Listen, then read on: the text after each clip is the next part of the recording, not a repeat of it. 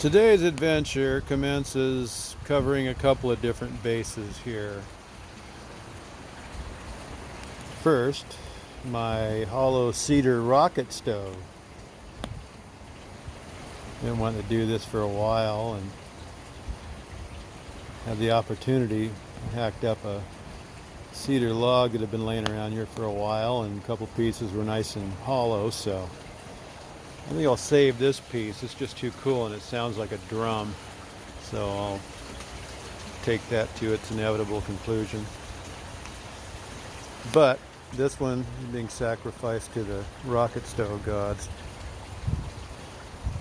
I hollowed out a little vent down there at the bottom so it could feed, and seems to be perking right along. Pretty smoky at first, but then this cedar is pretty wet.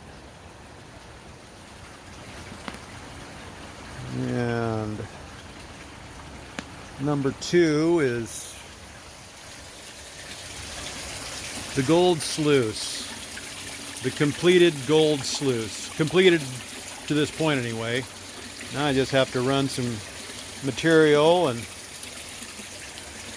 see if it's going to work.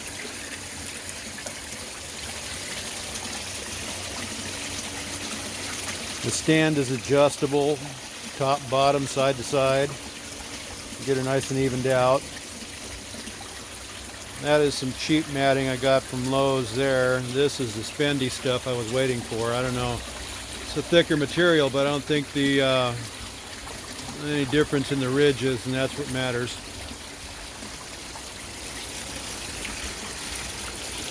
This will be getting broken down here right after I get done with this video, and I think I'm going to head down to the coast tomorrow, give it a rub, see what happens.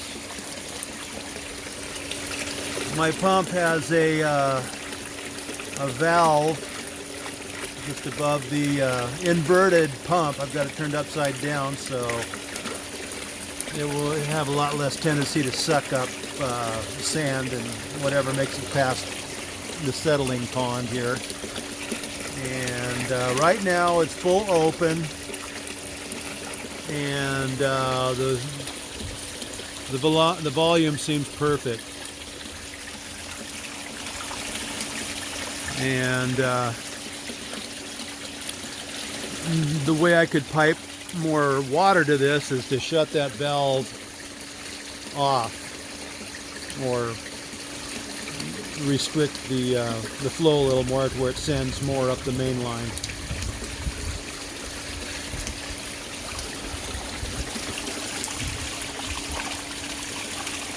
Getting kind of edgy. See how this thing's going to work. I don't have a whole lot invested in it.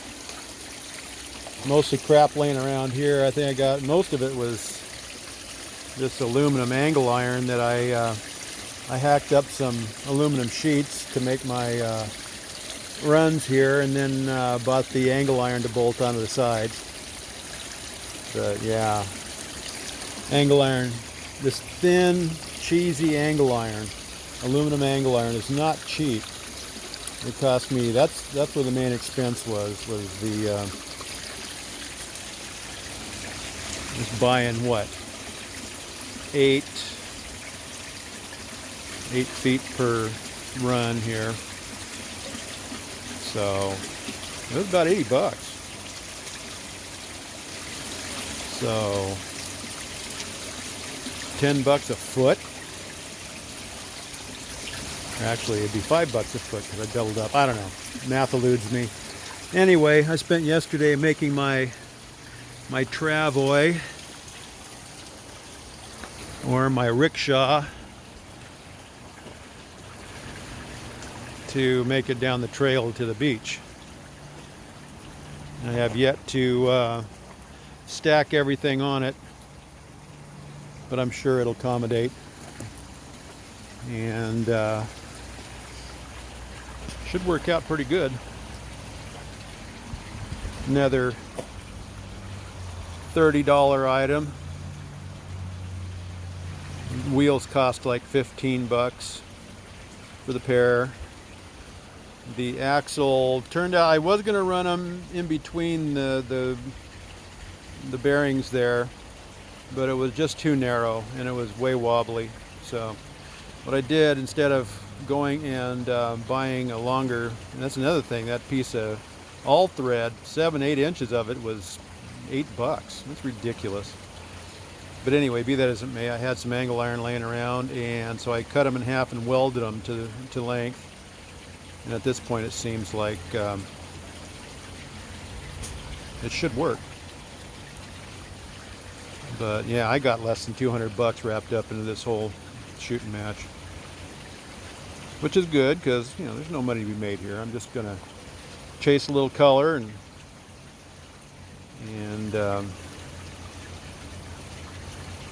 take the fun factor as it comes. Probably wondering about that sign. The girlfriend, the guys down at the county shop gave her a couple of signs.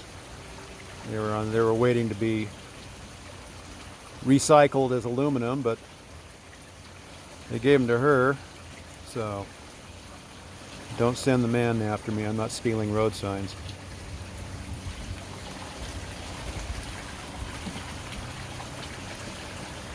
Stack of buckets. Got a little piece of mat to fill in the gap there. Not that it really needs to be filled. I think most of it will be caught up here. And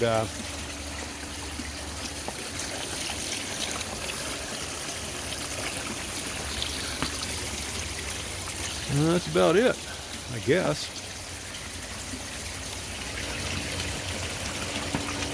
I don't think I've ever seen anybody turn their pump upside down, but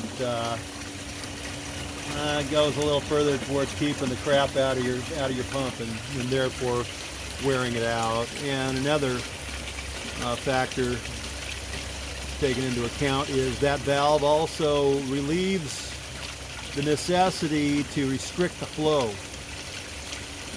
I'm under the impression that restricting the flow on these cheap little bilge pumps is not good.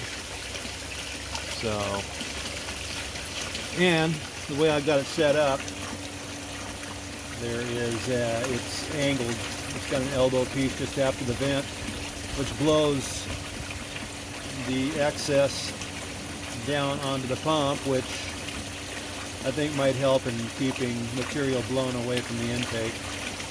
This is all theory. It remains to be seen in practice. And so there you have it.